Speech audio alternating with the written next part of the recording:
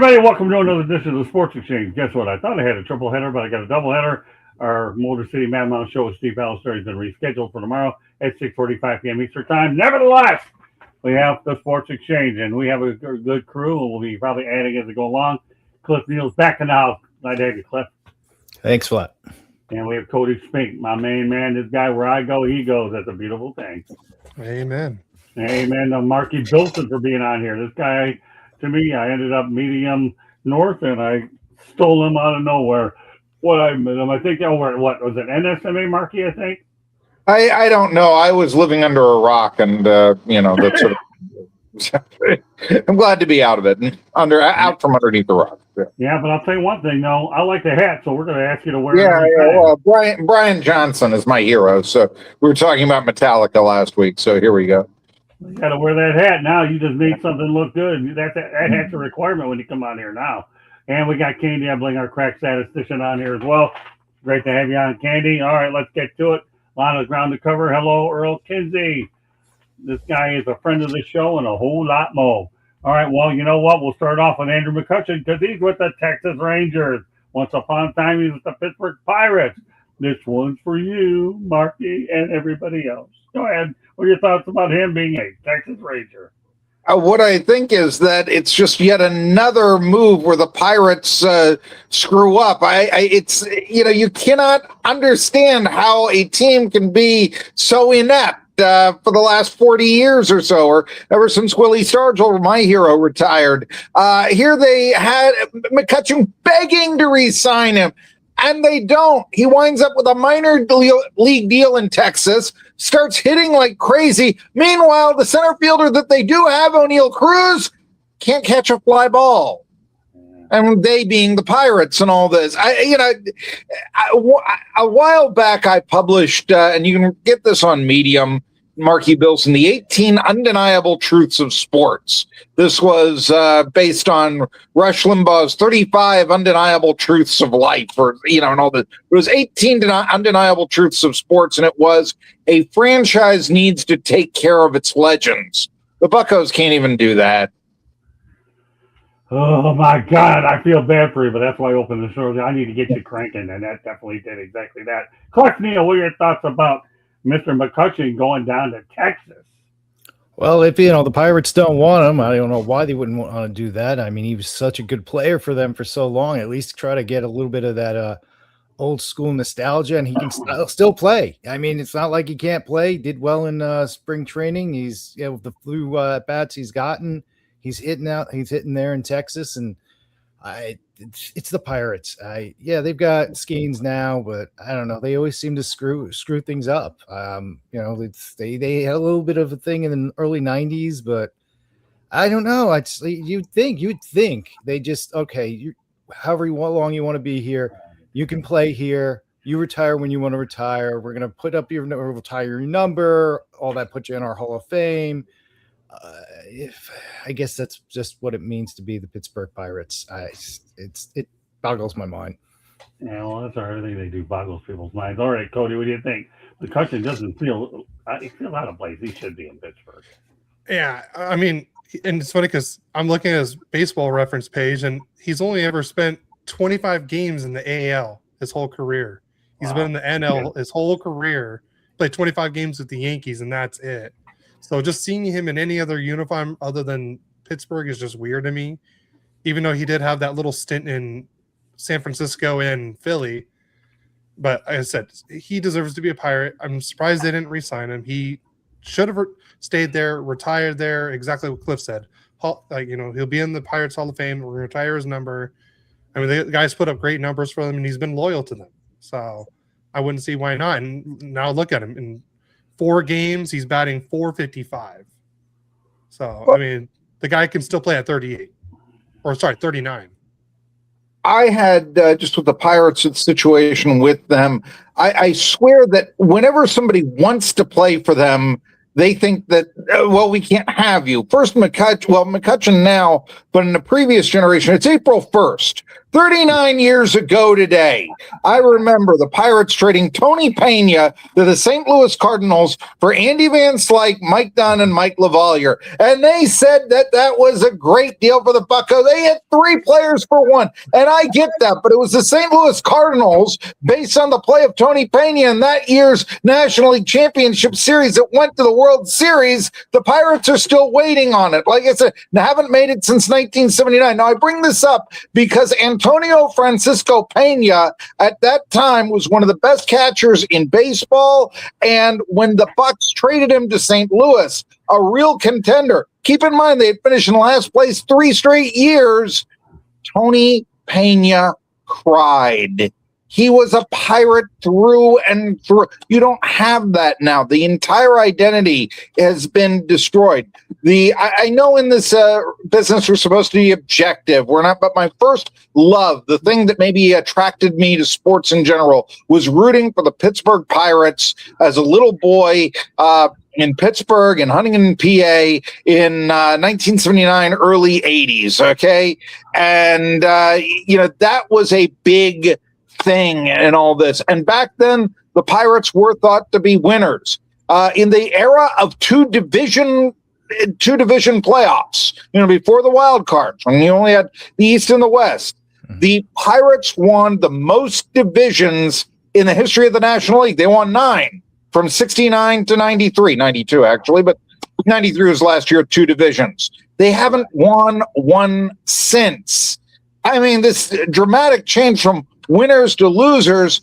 And yeah, something, I do think when you want to be here, when you are the face of the franchise, and they say, maybe you'd be better off somewhere else. Maybe that's one of the reasons why they struggle so much, as well as, yes, let's face it, it's a heck of a lot more difficult for the small market teams in baseball to compete than it is the big markets. But they've actually got now Pittsburgh, because they cry small market, small market, small market. They have an identity crisis as a town. Yeah, that's true. I have to admit, though, I did enjoy watching Tony Pena play. The catcher, right? Yeah, catcher. Absolutely. Yeah, catcher on one knee, the way he blocked the ball, and being a catcher like I am, I enjoy it. Candy, so your thoughts about McCutchen? I know you're waiting a bit. Talk about it. On June 10th of 2025, McCutchen hit his 6th home run. It made that he passed Roberto Clemente in 3rd place on Pirates franchise home run list with 241 home runs. Then on July 28th, McCutchen hit his 10th home run of the season, becoming the 11th player in Major League history to record at least 10 home runs in each of their first 17 seasons. He is among 10 other players: Hank Aaron, Eddie Murray, Carl Yastrzemski, Barry Bonds, Albert Pujols, Frank Robinson, Harold Baines, Mickey Mantle, Jeff Kent, and Willie McCovey. What a list to be named in with them. Some amazing baseball players. And then on March 5th of 2026, he signed a minor league contract. You can't tell me the Pirates couldn't have signed him for a lot less money than he was making before if he signed with Texas on a minor league contract. Big mistake, Pirates. Yeah, I mean, take care of your legends. I mean, it's very simple. It does well for the it gives you identity. The fans are happy, and in this case, you'd get a 450 hitter, someone who can catch a fly ball. Wouldn't have lost the Mets on opening day, perhaps. This doesn't seem to be that difficult. Good luck, Paul Skeens. Yeah. Paul Skeens, yeah. Oh gosh, don't get me started with that. I mean, if here's what I'm going to do. Here's what I'm going to do. On next week's edition of the Sports Exchange, I'm glad you brought that up. Since I got you on here, Burleson, I actually went out there and interviewed Joe Scope, the play-by-play guy. And I'm going to actually have a soundbite for a few minutes on that. It was a 15-minute interview, but we'll stick that on here for a few minutes. How's that sound? You like that? Yeah. Why not? Yes. Oh yeah, I know. I got a Pittsburgh guy. I got to make sure we have that in there. So we're going to Pittsburgh to L.A. We're talking about the Angels. So Mike Trout, who signed a contract extension for 426.5 million with the L.A. Angels. Guess what though? Mike Trout hit his fifth career opening day home run, and his actually opening day numbers are 1 for 2 with a home run, 3 walks, and a stolen base. Gotta like that one, Cody. Yeah, I'm loving the start for Trout. Notice I didn't say anything else after that. But no, Mike Trout, God, speaking of legends that don't get taken care of, I mean, he easily could have signed for a lot more, and he signed a hell of a deal. He's been super loyal to this franchise, and this franchise has treated him like crap, but I'm loving the way he's playing right now. He's back in center field, so I think that's also helping because he's more comfortable playing center field than he was playing in right field last year, being a DH. He just says it just goes better with his routine, his flow of the game. So as much as I wanted him outside of center field and everything, because I thought, injury-wise, but I think this is working for him. I mean, you could tell he's batting really well right now. Yeah, he's a 300 batting average in what was it? 29 plate appearances so far. It's pretty good so far, I would say. 6 games, 6 hits. He's, at least he's hitting, and he's gonna walk. Has probably one of the best eyes in baseball. So he's fun to watch, and he's the only reason why I'm probably still an Angels fan right now. Cliff? Baseball's better with Mike Trout. A healthy Mike Trout. Yeah, of course, a healthy Mike Trout. It's been a shame he's been banged up for a while. I'm hoping he does. I hope he's comeback player of the year. I hope he can come close to. I don't know if it could go back to his other numbers. It's a lot to ask, but come close. Definitely make the All-Star game, and not as list as because he earned it, not because of his name. I've always liked Mike Trout. I hope he doesn't get traded, especially to Philly, because there's always those rumblings about he's going back to Philly. I don't know. Maybe they'll be smarter. Maybe the Angels will be smarter and say, "Hey, we're not going to be the Pirates." I don't know. Yeah, you're shaking your head there. I don't know. No, the only time I ever use the word "smart" and Angels together if the word is not in between. All right, thank you for imparting that little bit of wisdom. So we'll see what happens with Mike Trout. I'm happy that he's doing well. I've been a fan for a long time. He just makes, like I said, makes the game a lot better. Okay, Marky. I just would reiterate, you can say, the Angels didn't like the way they handled his contract. He's playing for them. That's the bottom line. The Pirates can't say the same thing about McCutchen. The Angels did offer Trout a place to play. They took care of their legends. They're reaping what they sow in a very positive way. Usually you say that negatively, but no, they're reaping what they sow in a positive way, I guess. And something else. Now a team that is permanently in the shadow of the Dodgers has identity because they have Mike Trout, and Trout is playing well. And that, you can't understate that. There's a difference between Mike. We had two MVPs and not a single winning season to show for it. So, yes, the Angels may take care of Mike Trout, but they're all contract wise. But we're talking about all in general, he's played 3 playoff games his whole career and lost every single one. That's not taking care of your legends if you're not putting a team behind a ledge of a game like this. With McCutchen, with the Pirates, he was on 3 wild card teams. There were 2 wild card losses. They beat the Reds in a very memorable game and then lost to the Cardinals in the divisional series in 5 rounds. That was back 2013, I believe, in all this. So, we can. With the Pirates won one, wild card game. The Angels won no wild. Okay, I get it and all this, but essentially, you have had someone who has been responsible for the recent success of the franchise. What it is, and a big name player. The franchise has identity when they have a star tied to them. I don't care if it's Derek Jeter and the New York Yankees or if it's Joe Mauer and the Minnesota Twins. You have identity, and that's something that in baseball, with the players hopping with free agency so much, you don't have the way you do in the NFL, where the quarterback really is tied to the identity of the franchise. And so many times the good quarterbacks, they will stay with a franchise for 10 years. You rarely have that in baseball, but you do have Mike Trout staying with the Angels. Well, I'll say one thing about Mike Trout. Can't forget those battles he had with Miguel Cabrera when Mickey was going after the Triple Crown. Oh, those were epic, weren't they? Mickey going for the Triple Crown. So I'm glad that he's in center field. I'm glad he's doing well. We'll probably do more talking about him as well, but I just wanted to bring him up that, hey, that opening day start was awfully good. Candy, follow up with us and take us home. Plenty more to get to here on the Sports Exchange. On September 20th of last year, Trout hit his 400th career home run. He is the 20th player to hit all 400 home runs with one franchise. He is the third player to reach that mark with the Angels, joining Dave Winfield and Vladimir Guerrero. He is also the second active player to do so right now, him and Giancarlo Stanton.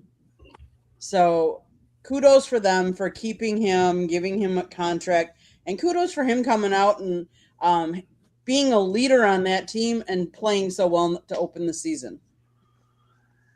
Yeah, I mean, those are pretty good names, Candy. You keep coming up with names. If I were you, I'd get yourself another piece of paper because I can't keep up with all the ones you're coming up with, young lady. But they're awfully good, no doubt about it. I can just say I can.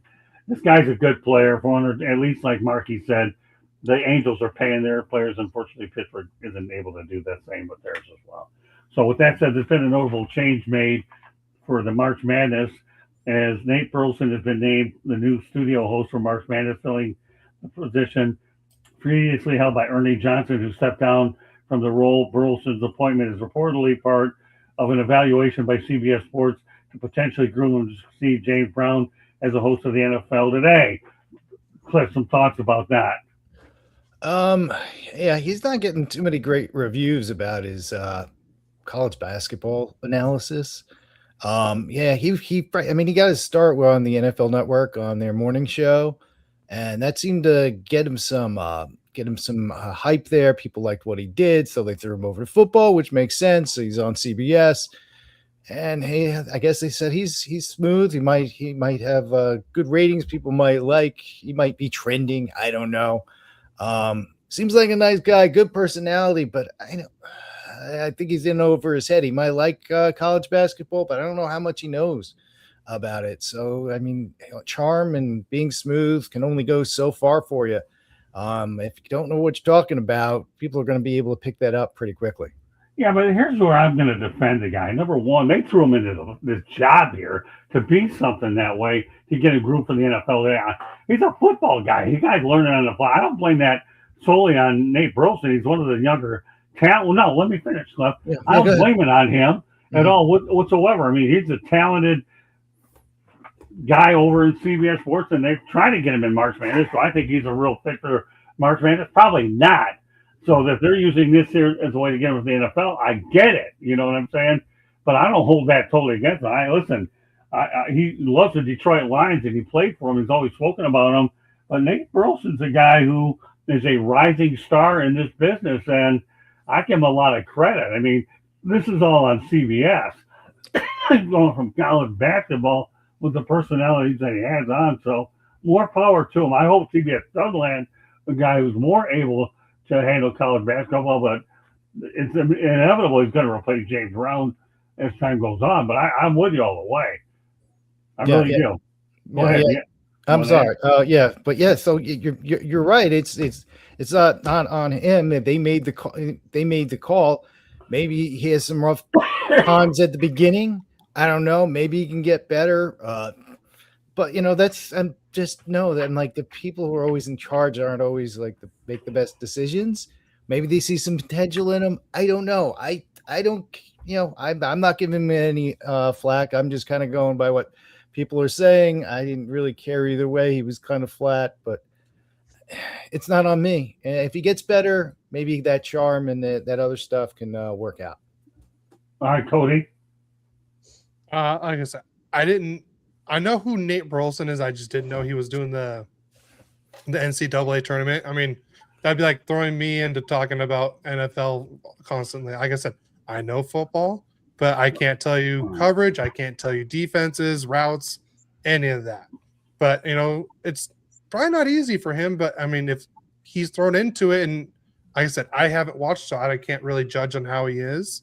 I can tell you it's probably not easy. But, if he's making it work, then good on him. If, it's probably not easy for him to get right away. Maybe he needs a year or two to really get used to it. Doesn't help that the tournament's only once a year and like only for 3 weeks, 4 weeks. So Right.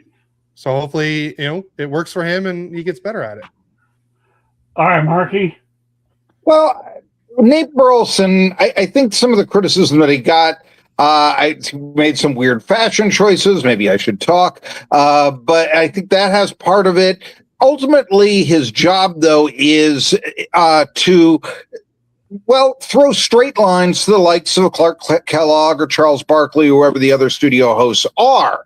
I didn't see a problem necessarily there. However, Burleson did not have a strong presence in terms of his status on the show. I will say that. I do find it a little bit odd that so many basketball commentators, or so many that are placed in this role, seem to come from sports other than basketball. We were talking about Ernie Johnson. I mean, his father was a very famous, he was a baseball relief pitcher with the Braves for many years, but he was also, just a beloved broadcaster on TBS with the Atlanta Braves for many years. But in addition to that, Ernie Johnson Jr. was a college baseball player, albeit briefly, at the University of Georgia. So, his background, one might say, is baseball. Now, can you, learn another sport? Can you adapt? Of course you can. But think of Ahmad Rashad interviewing Michael Jordan all the time back in the day or something. His background is football. Bob Costas hosting the NBA on NBC show and all that. His background, baseball. I do remember when he was the host of the football, NFL 80, whatever it was back in the day, the football pregame show. As far as where the, if it is Burleson that's going to take over on the NFL today, one of the reasons I think that the Fox pregame show, so let's face it dominates the CBS show, right, is quite frankly, Fox understands the need for humor. And whether that's having Terry Bradshaw on or having those little bits that they do coming out of commercials or something, it's very entertaining. It may not break down the nuances and tell you what the difference between the 4-3 and the 3-4 defense is, but it's relatable. It's fun. It preps you for the game quite well. And CBS really doesn't have that personality type. They try to rely on Bill Cowher a lot. Yeah. Bill Cowher is not the personality that Terry Bradshaw or Howie Long or any of the Michael Strahan is. Let's face it. If they want him to take over, I just see you need a personality there. CBS, Fox gets it right. That's why I always watch Fox. CBS, in comparison, you're a little boring. And I wonder if Nate Burleson will be able to stop that or be able to change that if he does host the NFL today. I don't think CBS has had a really good overall charismatic guy since John Madden. John Madden. He wasn't a pregame host. I mean, I think, and in general, as a sports, charismatic sports force on air, and he wound up going to Fox anyway. Mm-hmm. Mhm. No, I understand that. I mean, back in before Fox, I mentioned Terry Bradshaw. He was part of the NFL Today. In the old day, the days of yore with Musburger and Jimmy the Greek and Irv Cross and either Phyllis George or Jane Kennedy, that was personality. You couldn't wait to watch it. And, I also think as a half hour, it was very much faster paced. We'll give you that. But, you don't have that on CBS now. You do have that on Fox. And is it just a philosophy between the two networks or so? I don't know if Burleson will ever be able to be the, for lack of a better term, ringleader, the entertaining ringleader, the entertaining host that brings out these personalities the way that they are brought out on Fox. Boy, I'll tell you, Mark, you make me feel like I'm back in the 70s already. You're bringing up Brent Musburger. I may be using your younger demographic, but let's face it, the pregame show, and it doesn't matter if it's the Final Four, it doesn't matter if it's the NFL Today or NFL on Fox or whatever. We watch this because it's entertaining. The ball game in itself. We don't talk about 49-7 blowouts. We talk about the close, exciting Super Bowls that go into overtime or whatever. We want entertainment. And with Burleson, he's not dull. Don't get me wrong there. But is he that charismatic leader? Is he going to present the charisma that we've seen from competitors? Even Berman and Jackson on ESPN. We don't know that yet. This guy's just a pup in this business. Really? Seriously, really? You're talking about putting him in Chris Berman and who was the other one you mentioned? Tom Jackson. They had such a good rapport and all this. They did. Come on, give the guy a break. Let him at least host the darn show before you sit there and put him in that classification. He's a pup. He's a pup. I'm just saying here, I'm not sure, but with Burleson, is he going to be able to have that lively show and be? You've got Charles Barkley, and I can't remember one thing Barkley's really said during this NCAA tournament. Yeah, I think with Burleson is like when he was on the NFL morning show, his big thing he would say a lot of time, and he wasn't the main guy. He was one of the just of four. He'd be like, it's one thing to talk about it. He just put that little thing in there, and they would go with it. And then they started trying to do it without him, and it just didn't work. There's charisma there. There's something there. I don't know if he can do. I think he might be more charisma as a supporting piece. Maybe not be able to be that anchor. I don't know. Maybe he can. Maybe he's going to be one of the best ever. He's just paying his dues right now and trying to get used to the whole basketball thing. It's a matter of bringing out the best in the other people here. And, maybe that is a criticism. What has Charles Barkley, who is always so quotable, what has he said this NCAA tournament that anyone really is, what's been that clickbait headline on the internet from Barkley? I can't remember a one. So it hasn't been brought out.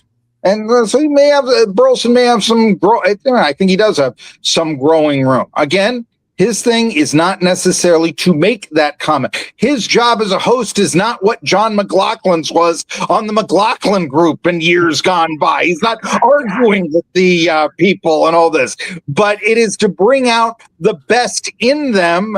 And right now, I'm trying really hard to remember something that I thought was really witty or very insightful or intelligent that the NCAA tournament hosts on CBS have said this year. I can't really remember one. Burleson, I'm going to tell you something, brother. You bring out the fountain of youth with me, man. The way we can battle with this old school business all day long. How many people on our demographic? Wait a minute, let me finish. I'll yell you all darn day long, dude. And I love doing it. I may not get a damn ounce of sleep because of you, but what's the ounce of difference? I don't get it anyway. But I'm going to tell you, Burleson, one of the luxuries I have with you on this darn show that I used to have with Eichhorn, but he was as animated like you are, okay, is I could go at you all day long with this old-time stuff and still get all the names you're brought. I heard a raindrop be calling on my head, but now your name drops keep falling on my head because of yesteryear. But that's awesome, Burleson. That's one of the reasons why you're on this show, because I need that passion out of you to bring this stuff up. But God darn it, man. Burleson's a pup. He is a pup. How the hell are you going to make those prematures to it? You know why I'm going to say this? Because when Sparky Anderson went out there and said that Kirk Gibson's going to be the next Mickey Mantle, boy, that was a tough comparison to lay on this guy. Give me a break, man. And don't get me started there, because this could, otherwise I'm keeping you till 10:30 instead of 10. Don't get me going, because I've had that many topics. I got to make sure I get you on the right one. But really, I love where you're going with this whole thing. I've never seen a day where you took me back to yesteryear, because that's what you just said. Give the guy a chance to get established already. I mean, come on, you threw him into the fire for March Madness. Let's see what he does on the NFL today before you sit there and go out there and say, he don't have the personality. How the hell do we know yet? You give him time, man. Give him time. We'll see. They're grooming the guy. How many times have people said that they're grooming you to do this? They ain't even done it yet. James Brown's probably 1 or 2 years away from being done. Then come back to me 2 years from now, Burleson, and tell me he don't have the first. Possibly, but again, it's a matter of, well, who will he be given if he is given the NFL today? Will he be given the personalities that Brent Musburger had to work with back in the day? Will he be given the personalities that Fox has? Or, got to be honest with you, I mean, the CBS show lacks personality as compared to Fox. And that's not, everybody knows that. I think the Fox guys are probably not going to be there that much longer. I mean, Bradshaw's probably going to be gone pretty soon. Howard will probably be there a little bit longer than Bradshaw. Well, Bradshaw's trying to get another Super Bowl, Clint. That's it. That's all he's trying to say. And once he's done out of there, he's history. I'm with you. Oh, Candy, you've been on a lot of sports exchanges, a lot of different ones. I've obviously done different things with this. How do you like this revamped version with Burleson and Neil and Tony the Stars? You're seeing something you've never seen before. Give me your thoughts about this situation. So I think putting Nate into March Madness is a rough spot to put him in. Let's face it. First of all, Ernie Johnson, Mr. Bowtie himself, has been doing it since 2011. So the fans of March Madness are used to seeing Ernie and his bow tie. And then you throw somebody in new because Ernie wanted to step back. And let's be clear. You also gave Nate only the first part of March Madness. His job with March Madness is already done. Ernie Johnson takes back and goes back and does the Final Four. So Nate only had the first part. Nate is not a basketball player. He's an NFL player, wide receiver. Right. So it's not his cup of tea. It's not his first. It's probably his first rodeo with broadcasting a sport other than the NFL. Great point, Candy. Excellent. That makes a difference too, So, and then you pair him up with Bruce Pearl, Kenny Smith, Charles Barkley, and Clark Kellogg. That makes a difference too. Most of those played or coached basketball, so they're way more knowledgeable of the sport than Nate would be. Now, Nate did try and reference an inappropriate joke over the weekend, which is not cool, but he's learning. He's trying to feel his way. Johnson's back set to return for the Final Four. Burleson, I think he'll be fine on NFL. Well, let me just say, you mentioned Bruce Pearl here, and I would like to have heard Bruce Pearl after Miami beat SMU in the tournament, after Pearl was speaking that, Auburn deserves to be in the tournament instead of Miami of Ohio. I'd like to have heard more on the show of what Bruce Pearl thought. And I don't, again, Burleson's role is to basically be the straight man to deliver those lines. But also in that case, you don't just give Pearl a free pass. Well, I'd like to know what he thinks about High Point beating Wisconsin. Here was the guy saying, those teams, they don't deserve to be in over the 10th place team in the SEC or whatever it was. And okay, well, here were some examples of success from those teams. What do you have to say now, Bruce? That's all I'd like to know. And I don't know if he really was given the opportunity to say that. And that's Burleson's job to bring it out.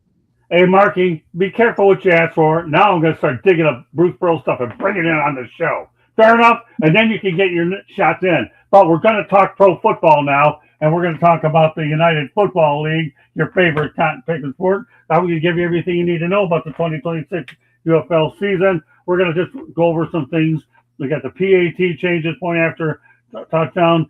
In addition to the traditional point after for a 1 point and the 2 point, teams can attempt a 3-point conversion from the 8-yard line. Okay. How about that? A 3-point conversion.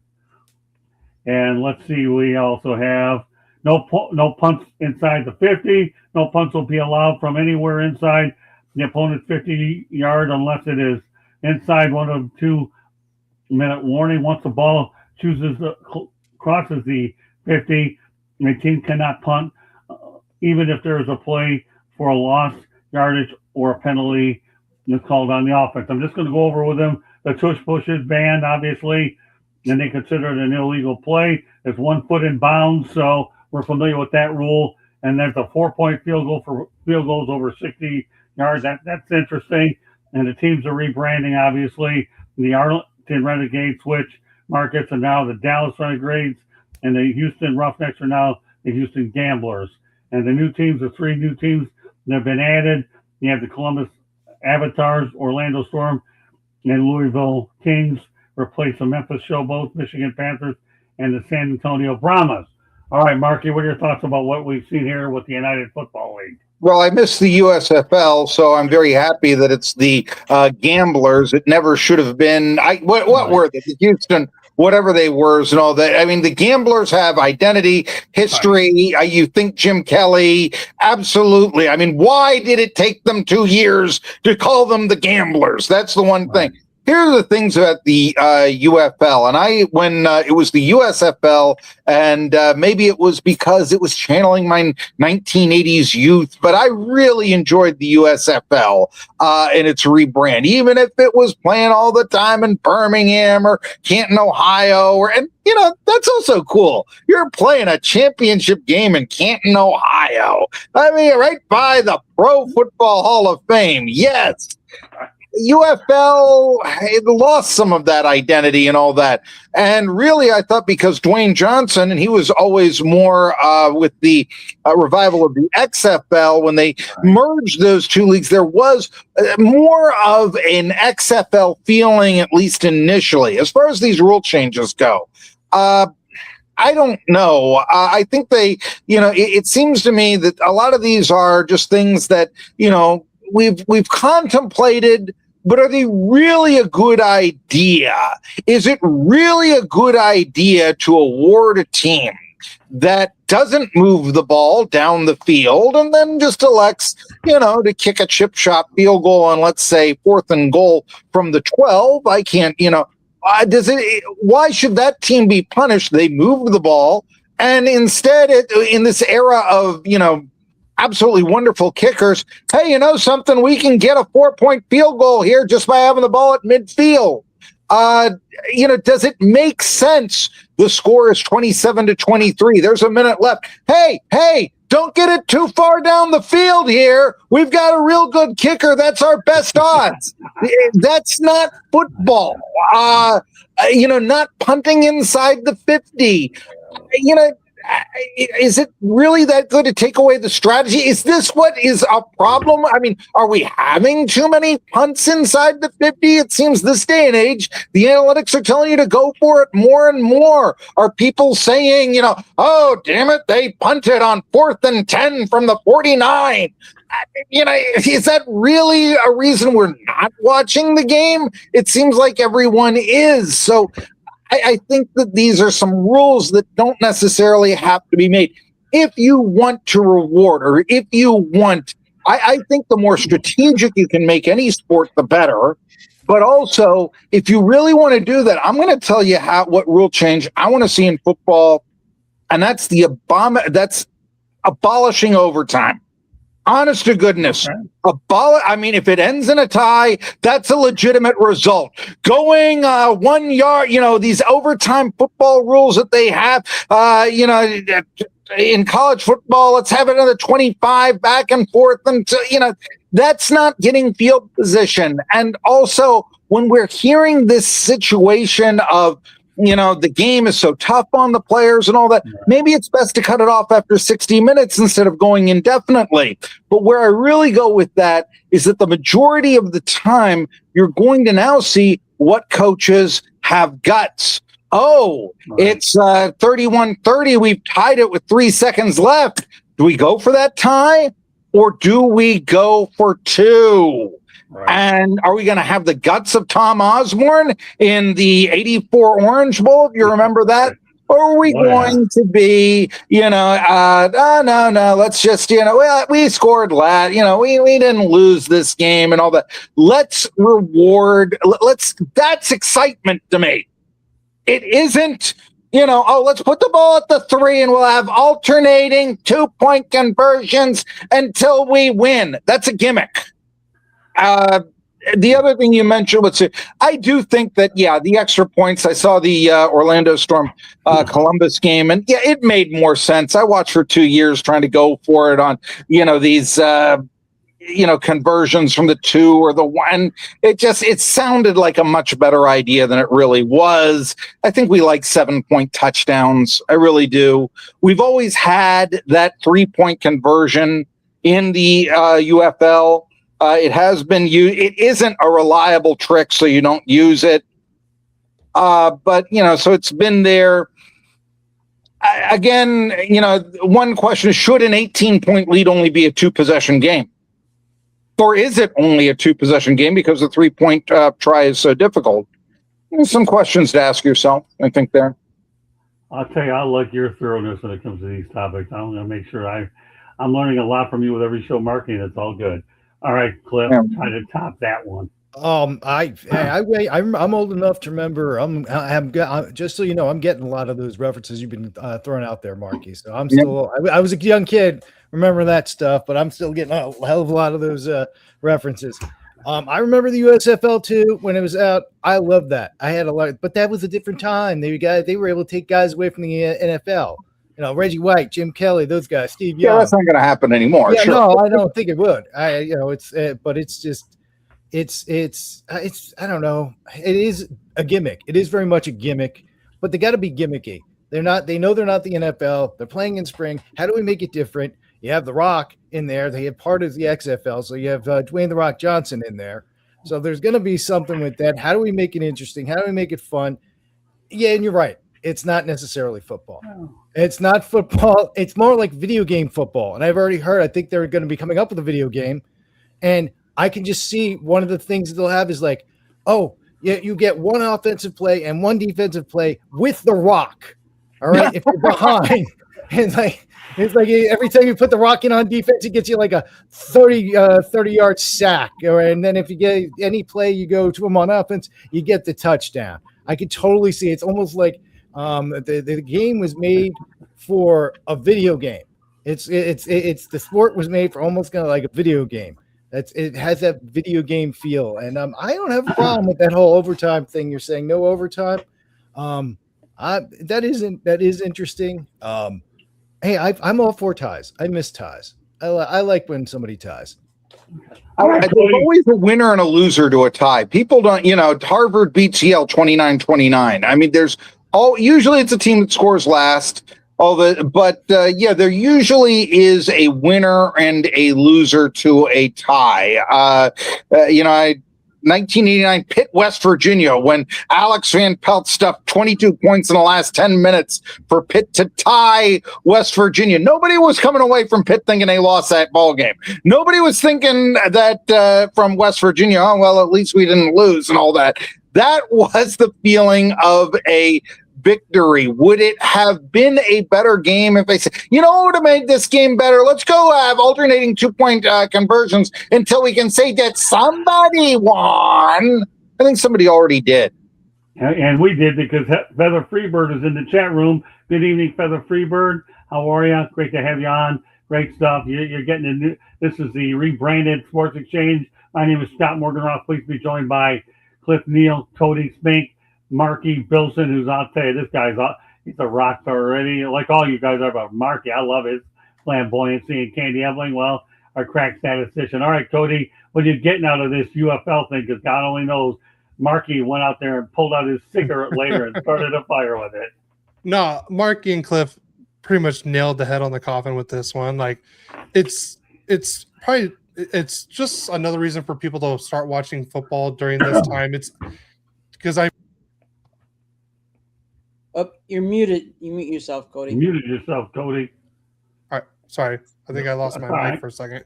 What I was trying to say was, if they made it exactly like the NFL, people would probably give it more flack if they're trying to be like the NFL. So maybe they want to try to do something different.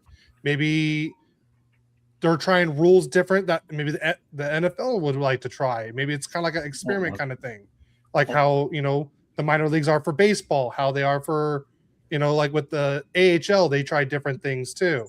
It could be something like that.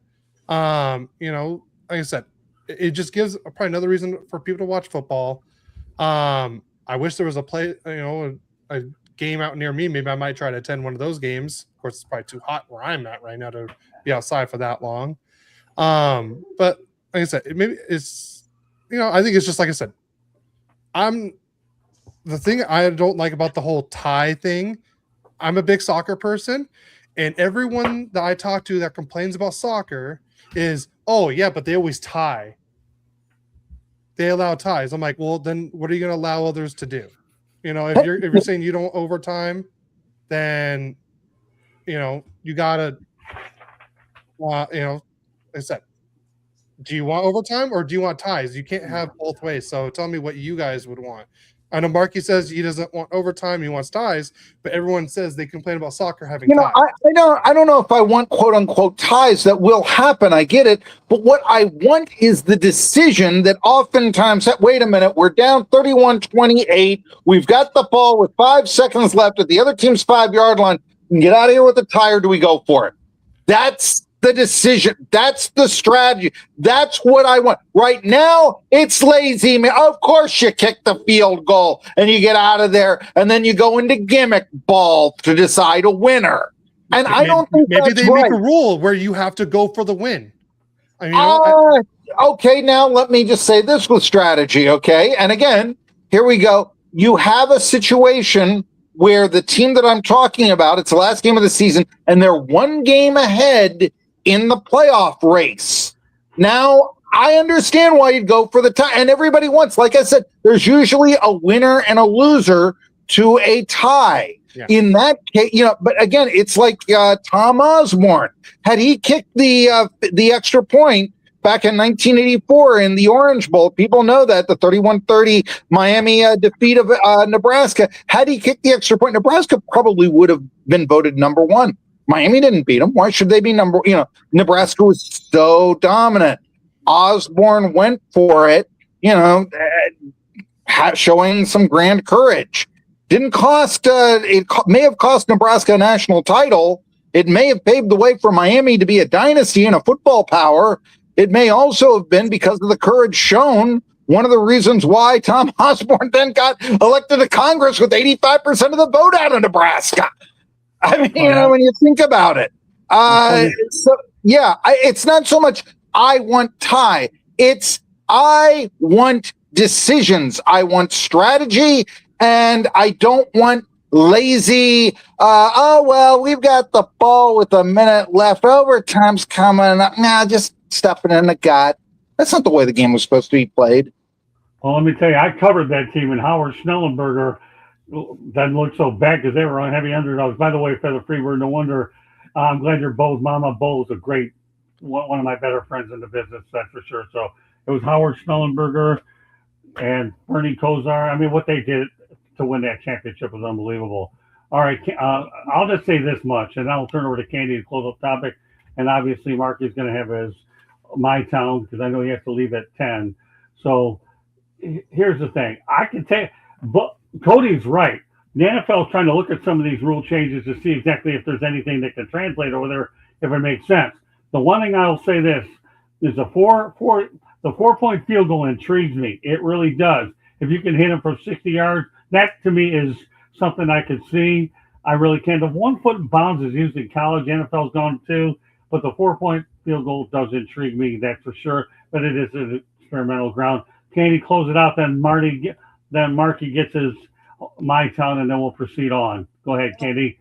So, to combat the appearance of empty seats, the UFL moved several teams to smaller, more intimate stadiums. Okay. The UFL season opened with varied attendance, highlighted by a very strong 31,191 people for the St. Louis Battlehawks, but lower numbers everywhere else. The Louisville Kings, they debuted in front of 14,034.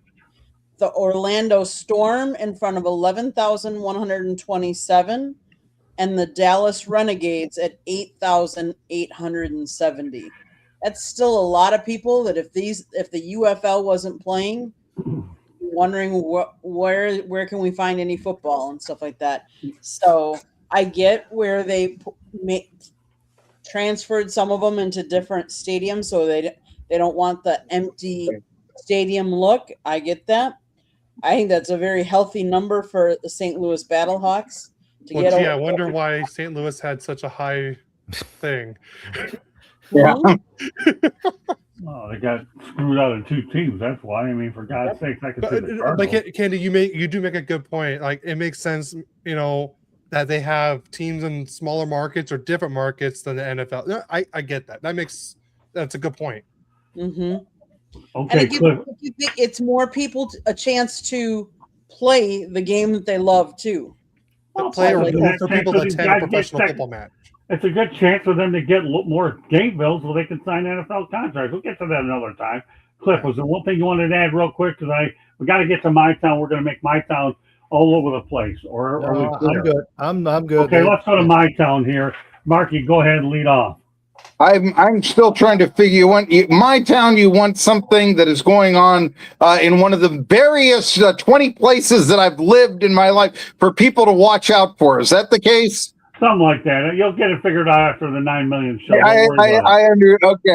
Okay. I'll go back to Johnson City and my first love, East Tennessee State, which I know is not. I don't know if that's my first love, but it's what I talk about. And we had today Blake Barkley, who is their leading returning scorer of the ETSU Buccaneers, the defending Southern Conference regular season champion, entering the transfer portal as so many mid-majors. It seems like any mid-major player with any talent does these days. He had a freshman season in the Big Ten at Northwestern where he really didn't play, only 14 minutes all year, then came on to be a leading scorer and a very accurate shot maker in the mid-major level at ETSU. He announced his intention to transfer. Well, that might not be that much of a surprise, except consider this.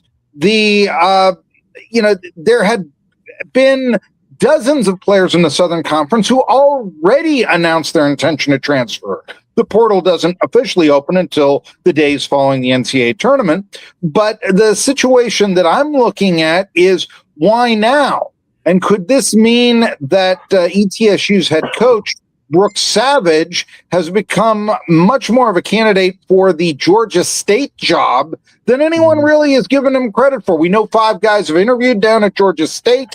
Georgia State has a lot of potential. It's going to be the biggest university in Georgia. Yeah, even bigger than the University of Georgia. And it's right there in Atlanta where, you're starting to think there's untapped potential for a fan base there. So that has the potential, the Georgia State Panthers, to be an up-and-coming program. And I just, noticed this with ETSU and just wondered, could Brooks Savage, who is very unhappy at ETSU, he's the head coach there, he only has 2 years left on his contract. I believe he might be the lowest paid coach in the conference. I'm not 100% about that, but I know he's one of the lowest paid. Right. And, he's been very much grumbling, I've done a great job here and we have no money. a program that has a college that's going to have about 50,000 students, that might be a place you think that will have more money and can win. Something to look out for. Georgia State's going to hire a new coach here in the coming days. Who's it going to be? Might be Brooks Savage from East Tennessee State. Take a look at that. Great stuff. All right, Marky, I know you got to get out of here. It's 10 o'clock, so let everybody know how they get a hold of you before you pull all out of here. I mentioned East Tennessee State stuff, which has such a big ball. Notre Dame, Alabama, ETSU. Yeah. But if you want to go and see what I'm doing, daily commentaries of a minute in length, go on YouTube at Marky Burleson 4 in Roman numerals, IV. Officially, I'm Marcus Burleson IV.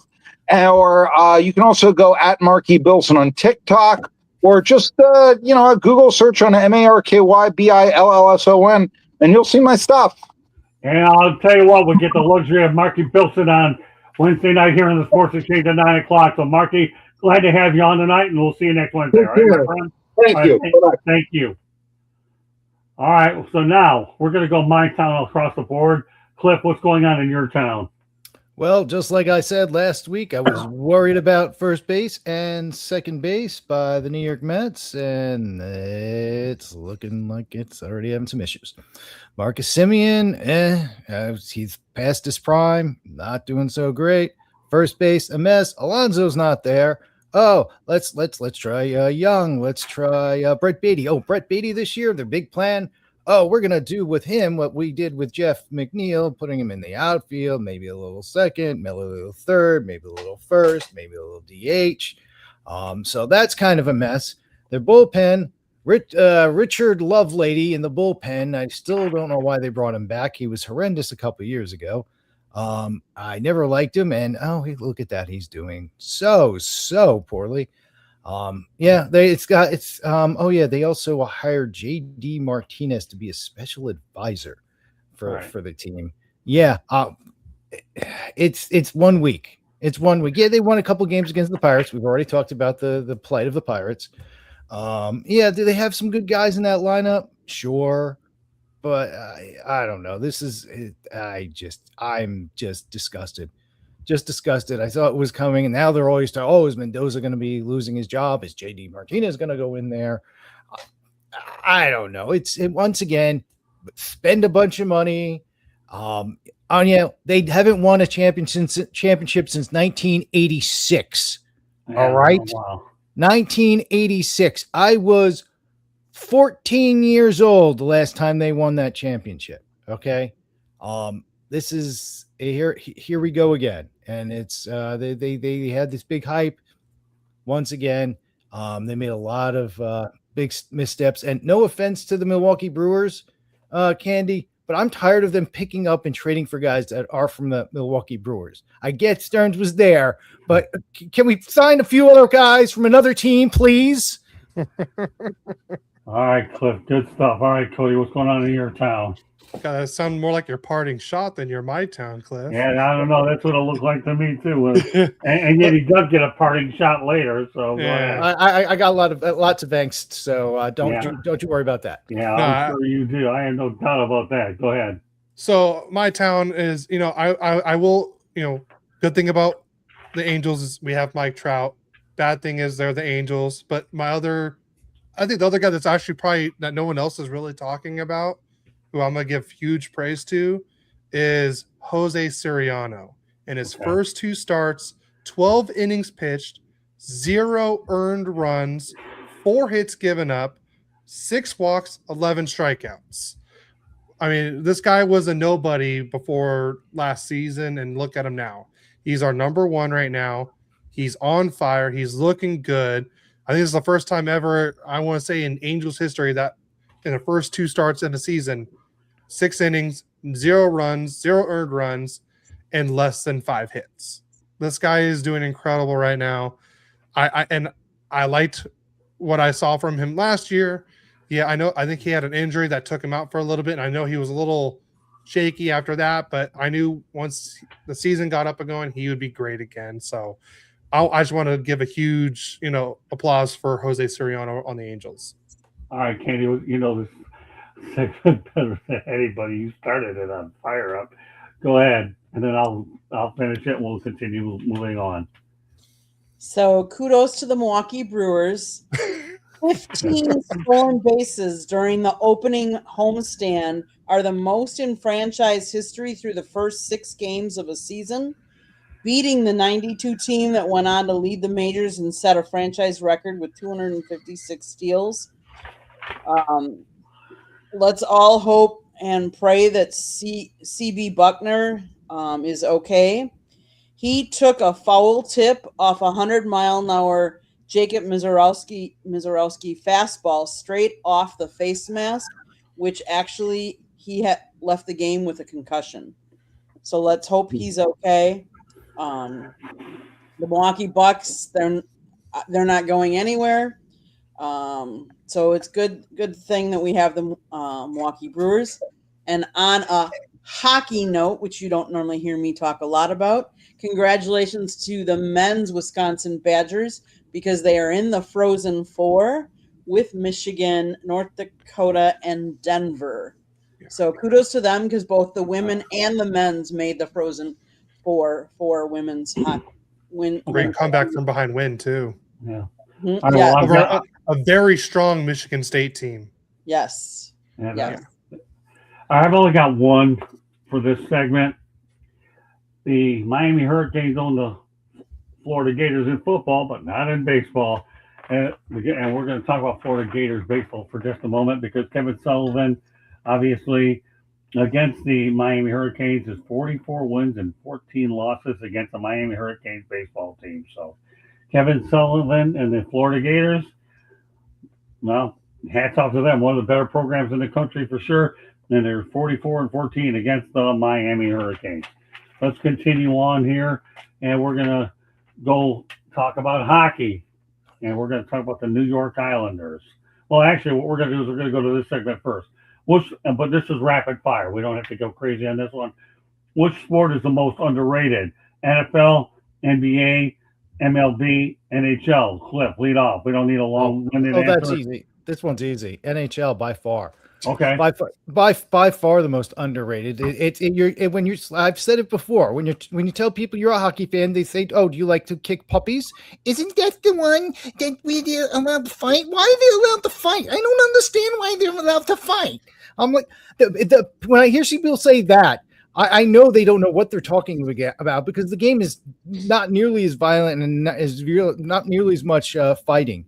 There's a code to it. There's culture to all this. Plus, everyone's always complaining about, oh, they're so out of touch. These athletes are a bunch of egomaniacs. You ever talk to a hockey player? These are some of the most grounded, nicest players out there. Sure, there's a few prima donnas, but come on, people are like, oh, I don't like watching it on television, and it's not as good on television. But when I went to the game, it was so exciting and so amazing. And not to mention, what did you watch the hockey? They only watch hockey when the Olympics pop up.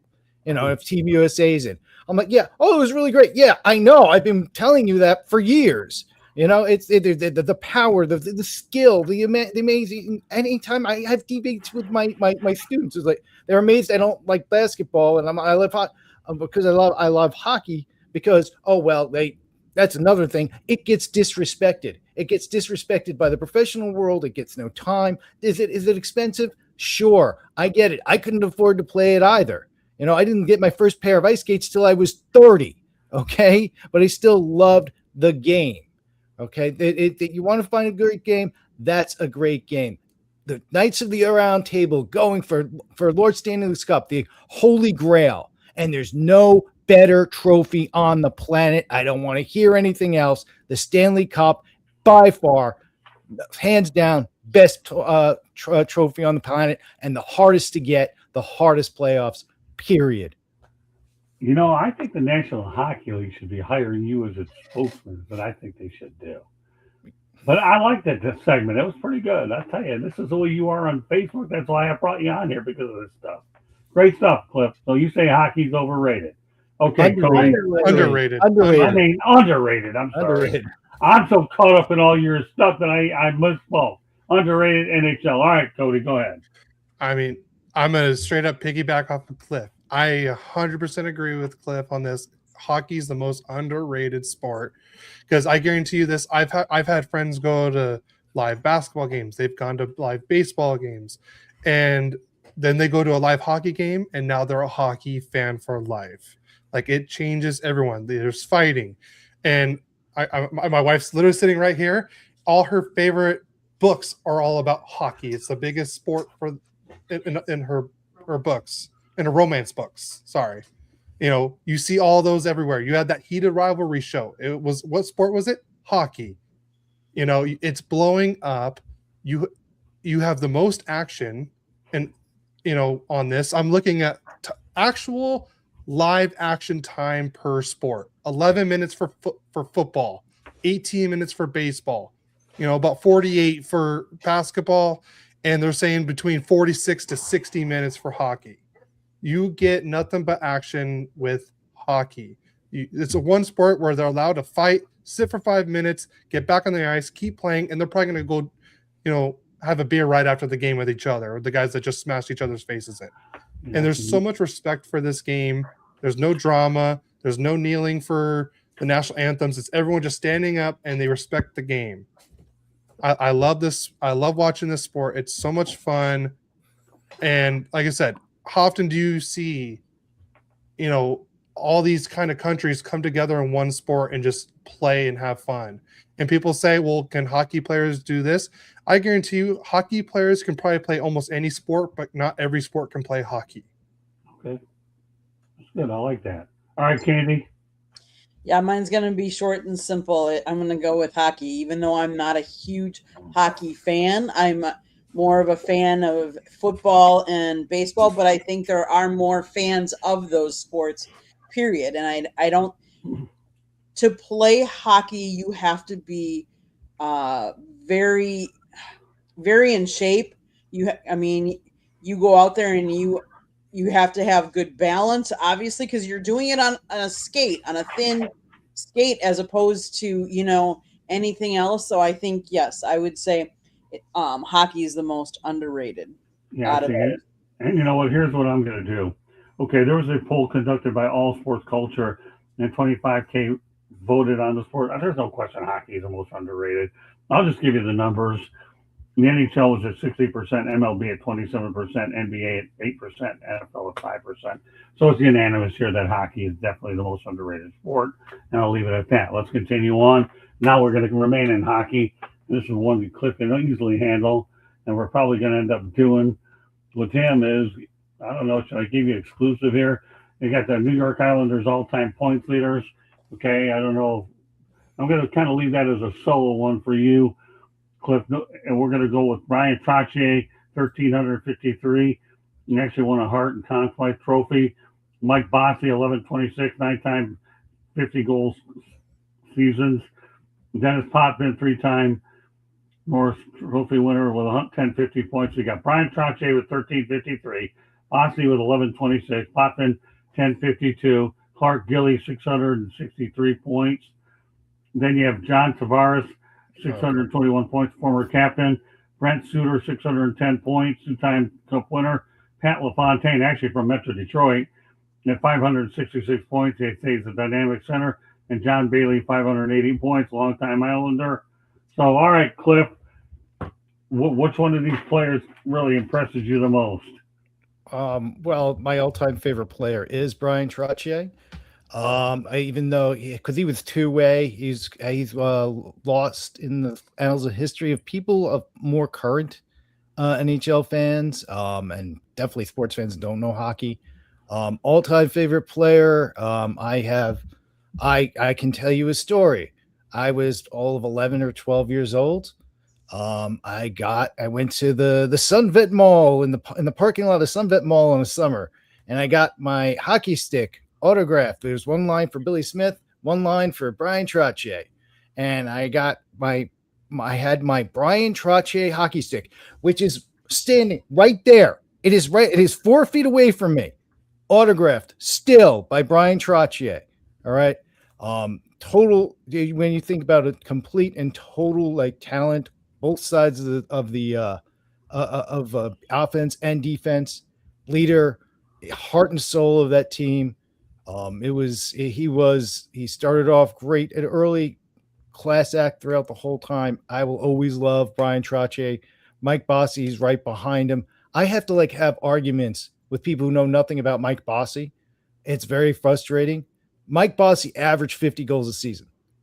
9 of his 10 seasons were 50 goals. The only reason the 10th season wasn't he had a bad back and he was gone for a bunch of games. And he still had 35 goals. That team was astounding. You did speak about the person that we shall not speak of in the Islanders with John Tavares, and I will never forgive him for what he did. Yes, to this day, I never want to see him win a cup. Never want to see him win a cup. I don't want to see anything bad happen to the guy, but I never want to see him win a cup. Well, you already know he's not. He's a Leaf. Yeah, but that was that. But they didn't know that at that time because of the way he went. And it's this thing. Everyone thinks we're crazy about this, but he begged us not to trade him. Say, don't trade me. Don't trade me. They signed Josh Bailey because he thought he was his friend and he was gonna. Oh, he'll stay because he's gonna sign because of his friend. He told us not to trade him. We didn't trade him. And we got screwed and we got nothing in back. If we would have just said, hey, we will trade you to Toronto. Well, give us William Nylander and a couple of draft picks. We would have been happy. And that he would have not gotten the response he got. He would have had the video. We would have clapped for him. We would have said, thank you for the memories, good business, but he didn't. And that's why we still hold a grudge. And we got nothing out of him. And we're even more pissed because remember that second conference championship during the COVID seasons, the second conference championship against Tampa, we would have won if they would have won it because we would have beaten Tampa in the second one if John Tavares was there, and we would have beaten the holy hell out of Montreal. I know that in my heart, and so does every other Islander fan. And he blew it.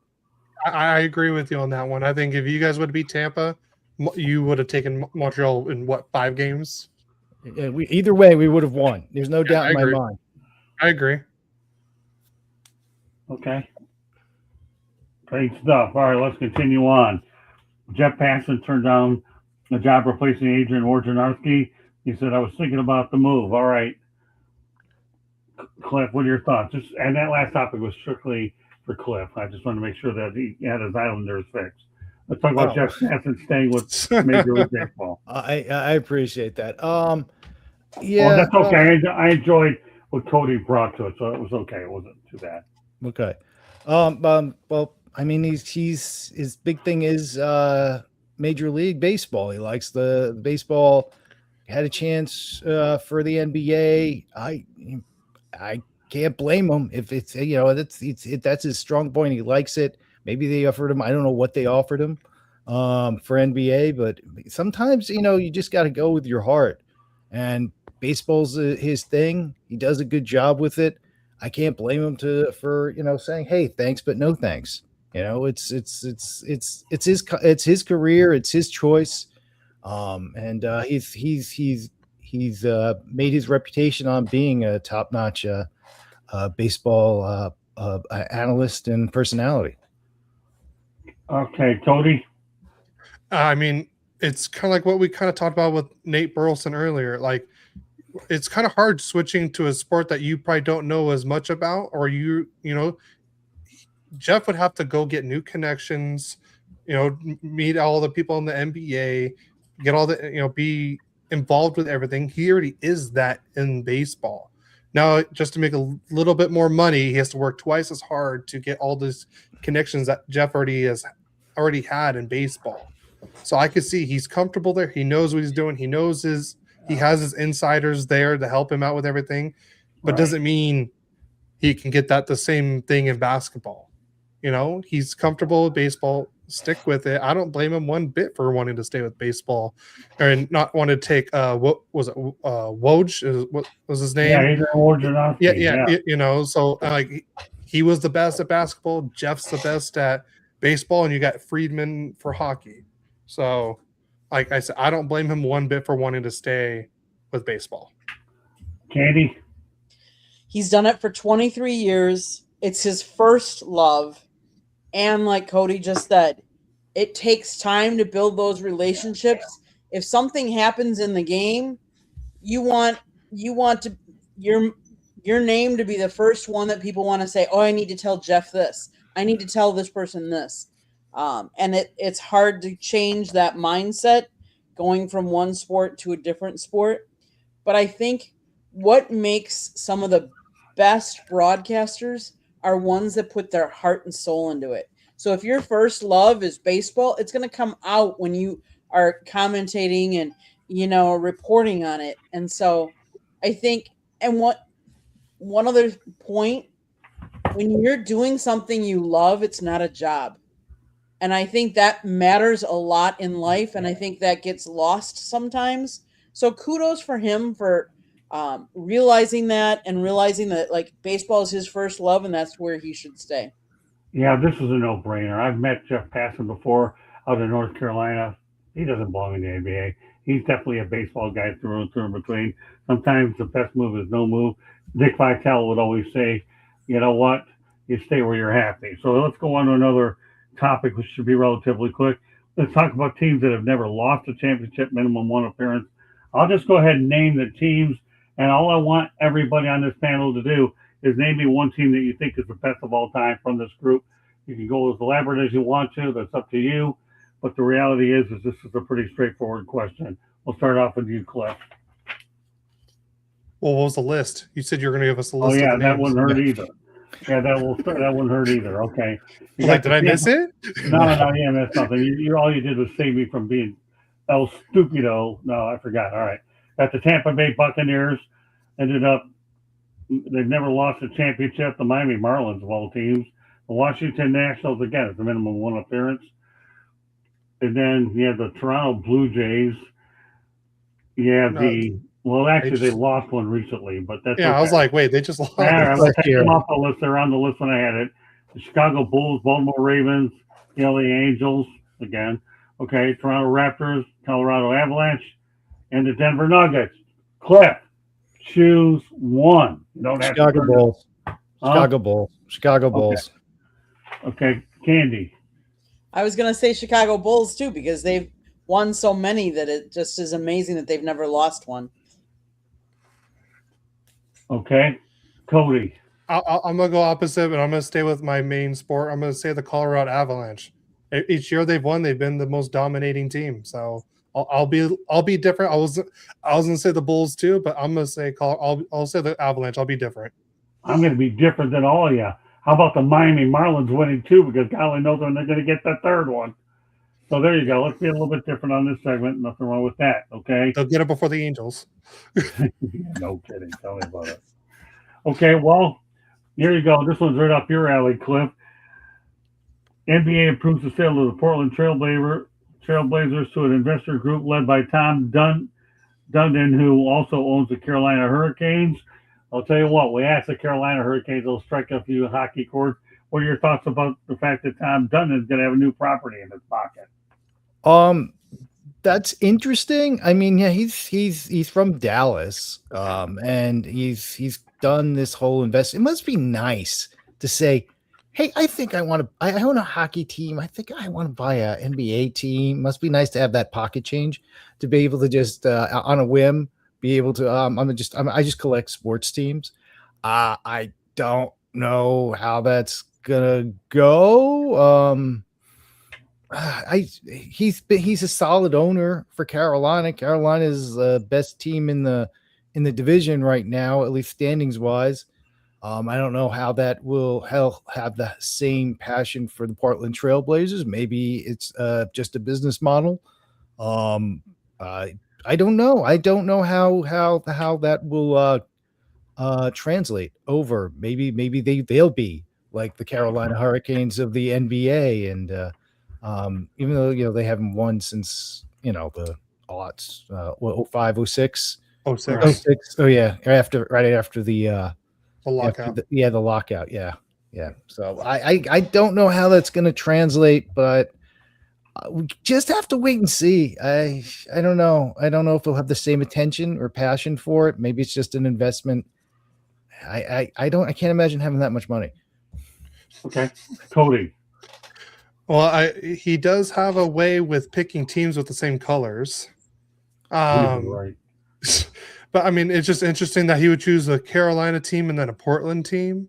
That's just kind of different. You would think normally they try to stay within the same coast or time zone at least. Yeah. But I mean, I didn't know Portland was even for sale at that time. But I mean, maybe he just has a thing for maybe he wants to switch that franchise around because Carolina was really just mediocre for a long time, and then when he bought it, they started getting better and better. Maybe he's going to try to do the same thing with Portland. You don't know that, and he usually lets their GMs do their thing, and that's what makes that's why the Hurricanes have always been they've been very competitive the last decade. Is they let the GM do their thing and they stay competitive. So I mean, hopefully he lets the Trailblazers be competitive, and maybe it might be better for them. Let me tell you this. I've covered a couple of Portland Trailblazers games back in the days when they had Rip City. Portland's a great sports town. Actually, my niece Emily is actually be moving there for college. But here's the thing: what's interesting about this whole thing is number one, they're rabid fans out there in Portland. They really are. And it's a good sports town. I think they're one major sports town, so there's definitely a built-in. No, they have a soccer MLS team up there. But I'm talking about of the four major sports. I know what they're MLS. I know you're a soccer guy. I get it. I mean, but we're talking about the four majors, and you got a soccer, so you should be happy there that we get it on. They do a hell of a job with it. But I think he's do a great job. Hey, he stabilized the Carolina Hurricanes.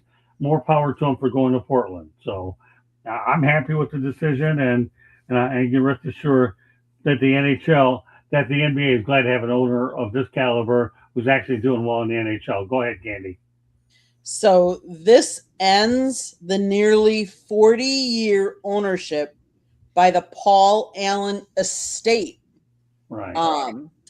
Exactly. The transaction is valued at approximately $4.25 billion.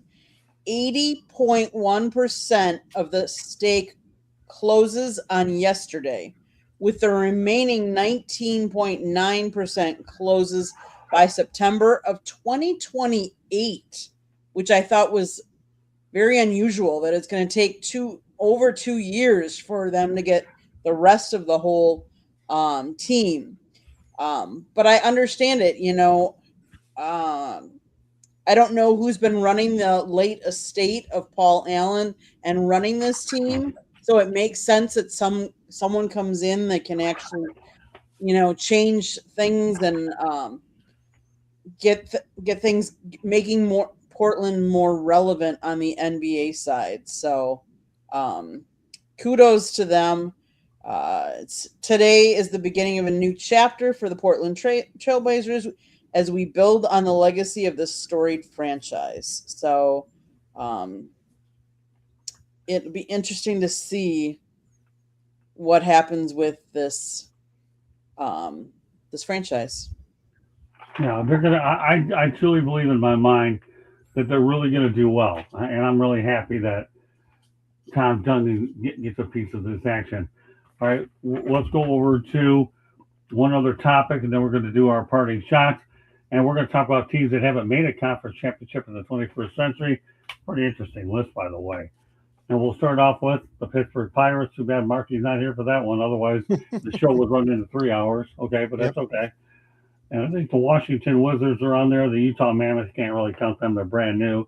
New Orleans Pelicans are on that list. Dallas Cowboys, Seattle Kraken, Cincinnati Reds, Houston Texans, Charlotte Hornets, Cleveland Browns, and Columbus Blue Jackets. Cliff, give me one that stands out. We don't need a long story on this one. Okay. Well, it stands out. Well, I'm happy about this standout. Dallas Cowboys. Yeah. we're the greatest America's team. Good. I'm happy they have it. Yeah, no, there you go. I like that answer. Okay, go ahead, Cody. Have the Twins made it in the last since the 21st century? No, well, they're not on the. I don't see them on this list. I have a feel. I don't know. They're not. I don't see them on this particular list. So just go by with what we have on this particular list. I thought they haven't made it in a long time, so I was curious about that. Well, roll is what we have here, and then who knows? Somebody may end up mentioning it when we respond and get it back to you on another show. Actually, no, never mind. The Angels beat the Twins in the 2002. That's right. I forgot about that in the ALCS. But I mean, that's an interesting list. I mean, I agree with Cliff. I just think it's funny how we have America's team and they can't even make it to the semifinals. Right. You know, I don't understand how they have such a high value when they don't win. It just amazes me about that. And like I said, power to Jerry Jones out there for having that team like, that high of a value, and can't win. That just amazes me. So, but I mean, like I said, a very interesting list. I thought there would have been maybe a few more teams on that list. Right. Just with how everything's been, especially like basketball, where you have the same like 4 teams in the final every year almost. Mm-hmm. Hockey, at least there's, other than the last 4 or 5 years, it's usually been it's been different every year. Right. So like I said, I thought it would have been a little bit of a bigger list. Well, you can't count the Seattle Kraken, Columbus Blue Jackets. Well, the Blue Jackets have been around a lot longer, but you can't blame the Mammoth. Yeah, don't get me started. Don't get me started on the Mammoth. Evidently, I'm getting started because I know what the hell's coming now. I mean, technically, if you put the Coyotes and Mammoth together, exactly. They have been to a conference. This is the whole thing I get upset about. It's like, abracadabra, you're brand new. Oh, this history doesn't exist anymore. You can't do that. That's just silly. And then the whole reason they wanted to keep the history of the Arizona there is because the guy said, "Oh, I'll bring it back." And then a couple months later, it's like, "Oh, I'm not going to do that." So just give them back their history. Okay, Cliff. Well, if you're going to go there, then you know what ought to happen? Wait a minute. You're going to do there, then maybe the Winnipeg Jets up in Manitoba. Now, wait, let me finish, okay? Oh, go ahead. I will. They should get all that memorabilia back from Bobby Hull and all that. I don't know what they're doing with any of that. They were still a franchise. They were still they brought that Winnipeg Jets thing into Arizona, and you can't just say now Arizona dissolved. But it's like they didn't dissolve. They moved to another team. Yeah, and you know what happened? That Gary Bettman gave them the opportunity to get rid of the Coyotes and come up with their own name. What the hell where's the memorabilia? Where is it? You don't know. Don't even go there. I just don't like the saying, "Oh, this is a brand new team." It's not a brand new team. It's not a brand new team. It's not a brand new team. It was. Technically, it is. They really not. It's relocated. Give me a darn media guide. Team. It got moved, and they bring that stuff with them. Arizona. Yeah, that was a big mistake. But you just. Okay, here, just take the franchise records. No, they're setting all these new records. They're not setting new records. It's the same franchise, and you can't say, well, I'll tell you what, property boo, it doesn't exist. Oh, wait a minute, hold it. Yeah, I'll tell you, your homework here is to contact the Utah Mammoth PR people and have to send you a media guide. If you don't do that, go online, get the online media guide for the Utah Mammoth, and come back here and tell me what you got. I know what they do, but that's part of the agreement of moving to Utah, because you can't keep the history. They just wanted to get them out of there. Okay, whatever. But there was no point of that. So now that it's just gone to history. So I'll tell you one thing, Cliff. I do this deliberately to rattle you when it comes to this, to see what you're like. Good. I like it. I like this. I 100% agree with Cliff, because if they're a whole new team, they got all the extra draft picks. If it's a brand new team, you shouldn't have had all those extra picks like they did. If it's a new team, it should have been relocation like they did. Cody, I'll give you that, but this guy here, I've been dealing with him on Facebook forever, so he's a different animal, this guy.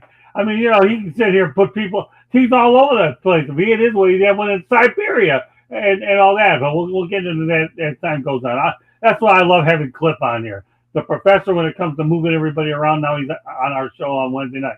I'm going to tell you, Cody, I'm glad you joined this group here, because between you, Cody, Cliff, and Marky, you guys make a team. Wait till Eric Katz gets here, Candy. This is going to get interesting when Katz gets on. All right, well, that's okay. That one could be for everyone. Make sure we get parting shots in. Go ahead, Candy. Let's talk about this list. You kind of have to go for Dallas because they spend the most money, and I mean, Jerry, how can he not get a championship. But I also think you have to look at like the Cleveland Browns. And yes, they're a horrible franchise, but when was the last time they won? Like it took such a long time ago. I think it was very interesting, some of the ones on that list, like the Pirates as well, when you look at the different sports. But That's because they don't spend money. Yeah, I mean, I'm going to go with everybody here. The Dallas Cowboys are easily the one that you talk about. So, all right, we're going to do is we're going to go to parting shots, unless Cliff wants to keep this thing going and turn it into heads. No, we can do parting shots. We can do parting shots. I'm just messing with you, Cliff. I want to see. I want to hear. Hey, Cliff, you know I'm messing with you, right? Oh yeah, come on, bring it on, man. I'm bringing it on. That's why I brought you on in the first place. All right, Cliff, you know what? Go ahead and do your parting shots. Parting shots. Okay. Once two. again, New York Islanders. I said they were going to collapse. They're collapsing. Who'd they lose to? The Chicago Blackhawks. Somehow they beat Dallas because, well, I guess a few of their guys were out. And then, it's a big game. They're playing Pittsburgh. They get throttled. Then they play the next night. They lose to Buffalo. This is not a good and I get annoyed with my own fans' team. My team of the fans of my team, because a lot of them wear blue and orange glasses. Being a fan of this team for so long, since 1980, I went through that 30-year insane asylum of torture with this team, with the stupidity and the fake owners and trading away Hall of Famers like Roberto Luongo and Zdeno Chara for nothing, and the Milberries and the Garth Snows. We firing our GM after like 40 days, or he quits, and then we're going to put our backup GM as the backup goalie as the GM.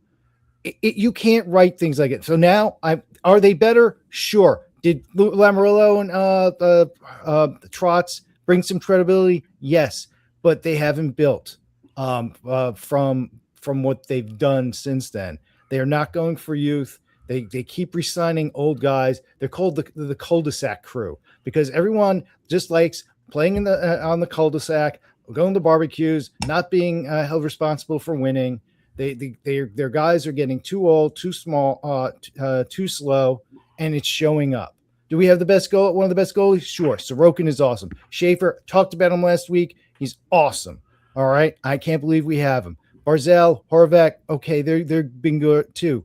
But all season, I'm like, this is a house of cards, and it's going to come down. Was I happy with the wins? Sure. But now they're collapsing left and right, and it's coming to fruition. Maybe they slide in, but they're going to have to play a Tampa. They're going to have to play a Carolina, and heck, they couldn't even beat Pittsburgh.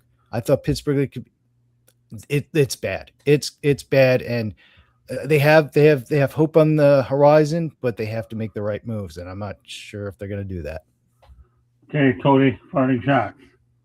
All right, I'm gonna just rebuttal on Cliff. But did you expect the Islanders to be where they're at this year before the season started? As close as they are not as close as they are, but because I expected them to lose worse. But this has just been false hope.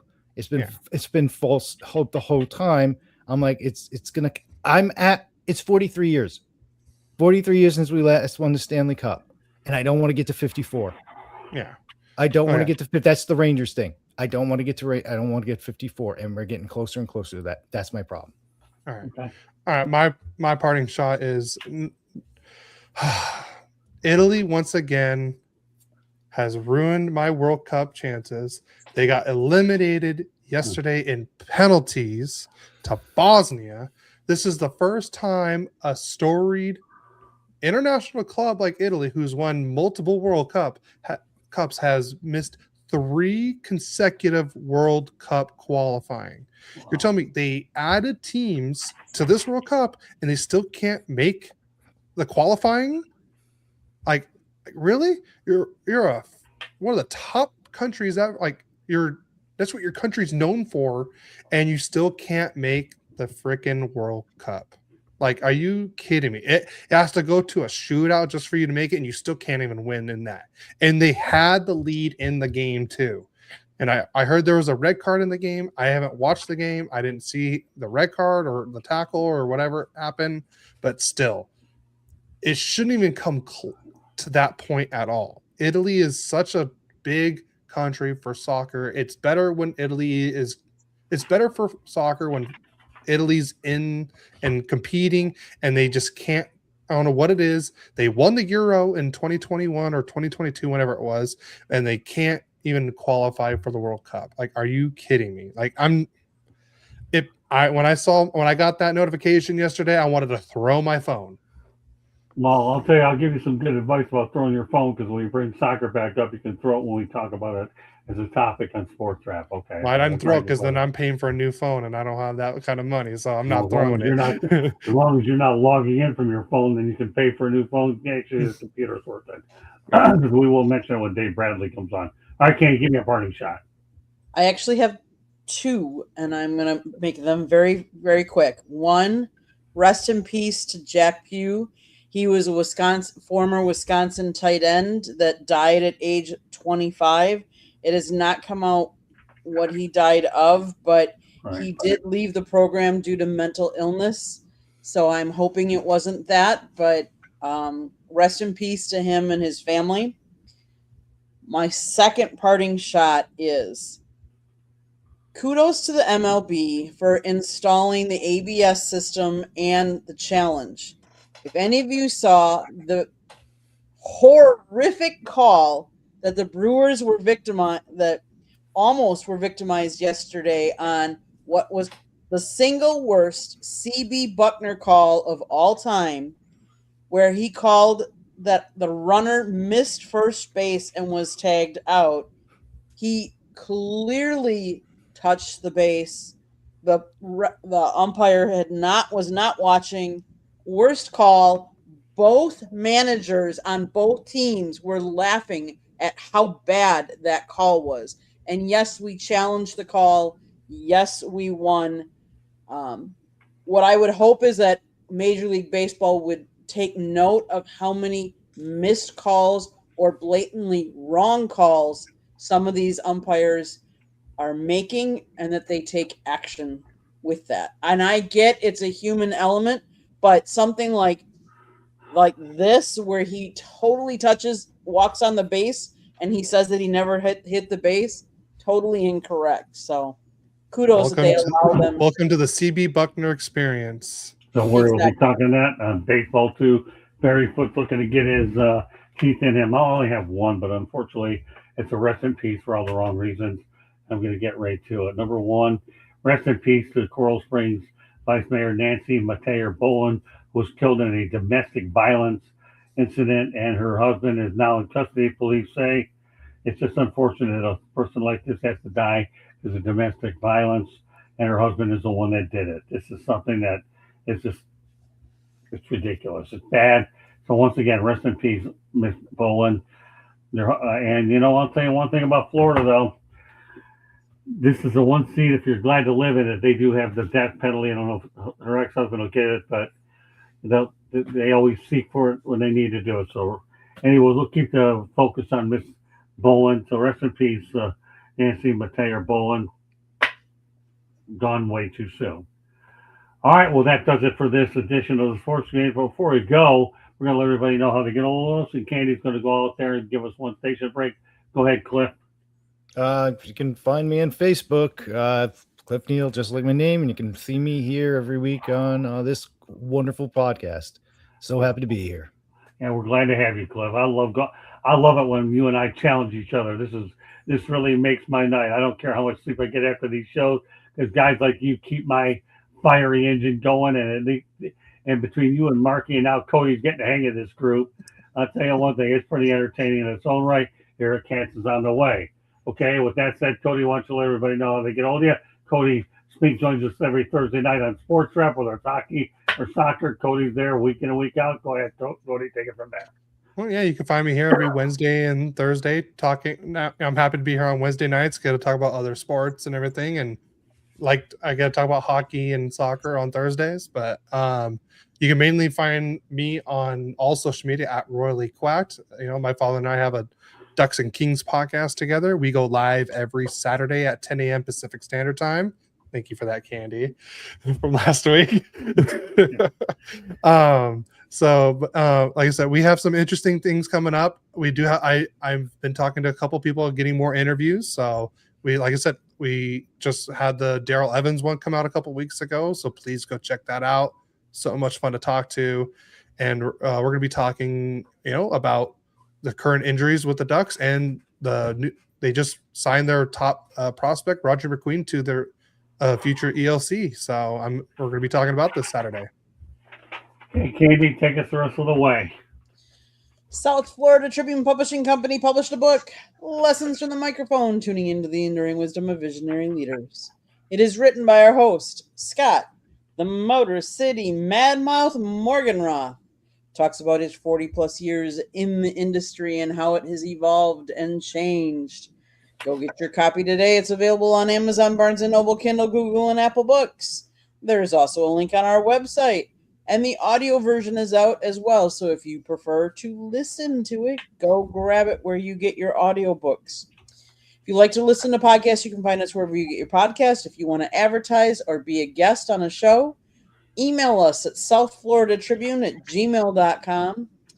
Last, but certainly not least, if you see that red subscribe button in that lower right-hand corner, that means you have not yet subscribed to us. What are you waiting for? Just click it, like us, share us with all your friends and family. And then turn on your notifications so you're notified every time we go live, because you definitely do not want to miss some of our great programming. Monday nights, we talk baseball. Tuesday nights, we talk football. Wednesday nights here, we talk... You never know what Scott's got up his bag of tricks for this one. And the programming note, he preceded this one with nonprofit equine equestrian show with Molly and him, and they talked about a fundraiser that they're going to be doing. So go check that out. And typically preceding this show, he does the Motor City Madmouth with Steve Ballesteri. Steve had some technical issues tonight, but they are going to be trying it again tomorrow night. So definitely check it out. Then, of course, there's Sports Wrap, which is either hockey or soccer, just depends. So you got to make sure your notifications are turned on. And then last but not least, Thursday nights, 9:30. Come on over to what Scott affectionately calls as the Country Club. That's where I lead a show on the channel. Typically talking sports, a lot of football normally, but hey, we'll talk just about anything as well. So definitely make sure your notifications are turned on. Last but not least, Scott and I have been busy. We went to some spring training games, and Scott did some interviews. He got Don Mattingly. He's got Tony Diaz from the Braves, Walt Weiss. He's got Cody Clemens. He's got a bunch of interviews. And last but not least, because the NFL draft is gonna be coming up in a couple weeks. We also were at Miami Hurricanes Pro Day, and so he's got in a couple of questions with Ruben Bain Jr. So definitely check out some of the videos and some of the shorts on our channel. He's also got some from the Senior Bowl. He's also got some other prospects, so definitely check those out. Besides all of our shows, check out those videos. Back to you, Scott. Great stuff, Candy. I'll tell you, nobody promotes this platform better than this woman. Again, she's a mastermind behind the website and puts all this incredible videos up on the website. So that does it for tonight. So on behalf of Marky Burleson, Cliff Neal, Cody Smink, Candy, Evelyn, my name is Scott Morganoff, Motor City Madmouth. Thank you for joining us on this edition of Sports Exchange. We look to do it next week better than ever. We'll have old Marky back on, and we'll see what we got going. So great job by my group tonight. And tomorrow night, it's like a triple header. If I get SB on, we'll start off with the Motor City Madmouth show, followed by Sports Wrap with Cody ought to know, and we'll go to the Country Club with Candy. So that's tonight. Thank you very much for joining us. Have a good night, and we'll be back in less than 24 hours. Good night, everybody. Good night.